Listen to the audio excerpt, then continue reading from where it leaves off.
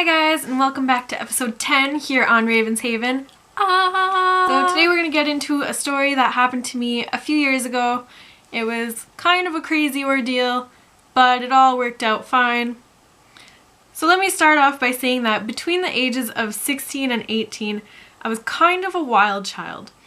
So for any of my family watching that maybe didn't know this because I kept it on the down low,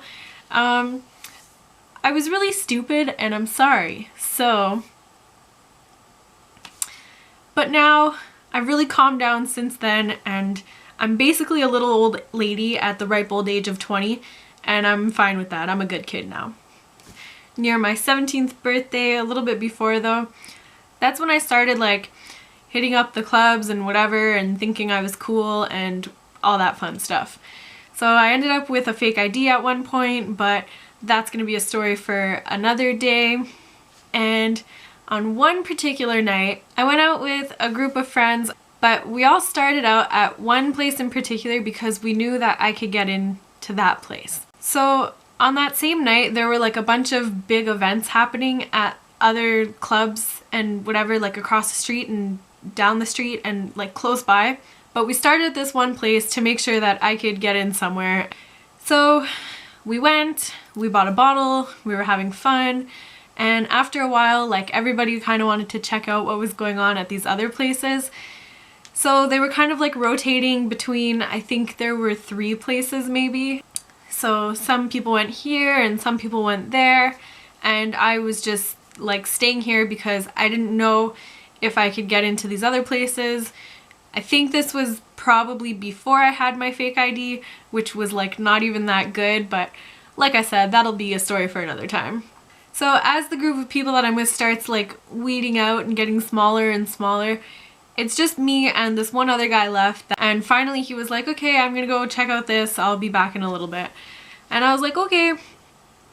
So I figure somebody's gonna come back at like any minute now, right? But I guess everybody was having a good time wherever they were at, doing whatever they were doing, because I was just there by myself with our bottle for like, I don't know, a decent amount of time. Probably doesn't look too good, alone at the club with a bottle. After some time, this guy comes up to me, and it's pretty clear that he's like really wasted. But the first thing he says to me is, I don't mean to brag, but I'm really rich. Okay. So let me just say that when you start something off by saying I don't mean to brag, you probably do mean to brag. And in this case, it was very clear to me that he definitely intended to brag.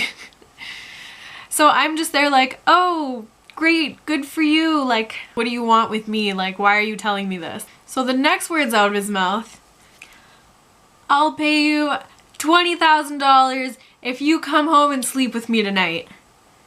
And I'm like, oh my God. That's a lot of money. I'm really not interested though. Like, thanks for the offer, but gonna have to pass. So I don't think he really appreciated that I didn't like take this deal or whatever that he felt like he was offering me. So he ups the ante a little bit. And he goes, I'll offer you $30,000 if you come home with me tonight. And I'm like, oh look, I'm really not interested. So he asked me like who I'm here with and stuff, and I told him I was with a bunch of friends and they should be back any minute now. And in my head I'm like, please come back any minute now, like I could really use somebody to come back any minute now. But no luck, nobody comes back. So finally this guy, he tells me like final offer, as if I'm like something to buy at an auction or something, and he goes, I'll pay you $40,000 if you come home and sleep with me tonight. And I'm like, look, I'm really not interested. So I kind of figure like maybe he would leave me alone now. No. He's like lingering and trying to convince me like to come home with him. He's telling me like nobody else is gonna offer me that kind of money. And I'm like, you know what? That's okay. I'm not really here to be offered money. Like, it's not really my style. So I'm still there with my bottle. And so instead of just being like stuck with this guy, I decide, like any rational person would do, to go around and offer my alcohol to random people because I just didn't really want to be confined to like that space with him. So I was going around and offering people my alcohol, and I didn't think this guy would follow me, right? But he did. So I'm hoping still that one of my friends, somebody from my group, is gonna come back. So as I'm like traversing this entire club offering booze to random strangers, I noticed that there's like a decent sized group of friends that are all there together. And so I'm like, oh, this is my chance. These could be my friends. So I stick my head into their little group and I'm like, hey guys, can you pretend to like be my friends so that this guy will leave me alone? And these people were so nice. They were like, yeah, for sure, no problem. And they took me in and like pretended like I was one of their friends. So I told this guy like, oh look, I found my friends. Like, it was nice talking to you. And since I had told him that my friends stepped out and they would be back, and this group of friends were like all together probably the whole time we were there, I don't really know. I don't think he believed that they were my friends at first. So he was like kind of hesitant and he like looked really mad. And I was like, can you just go? But he like stayed around for a little bit with my friends. And then I think finally he got it. And finally he left. And then I noticed one of my friends like walking in. And I was like, oh my god, so good to see you. You will not believe what just happened. And at that point I thanked those random people for pretending to be my friends and basically like saving me, if you will. And I left with my friend, we met back up with everyone, and I guess we made our way home and lived happily ever after.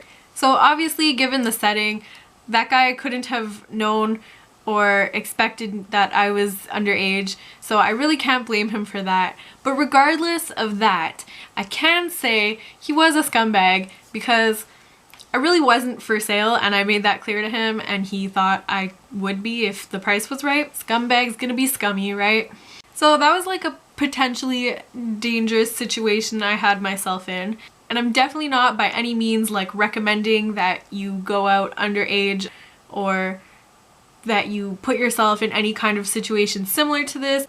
I'm just saying I did it, I shouldn't have, and you shouldn't either. That's all. So that was my story for today, and if you like this video, you can give it a thumbs up or you can subscribe for more storytime videos or whatever else I may have planned in the future. So stay tuned for that.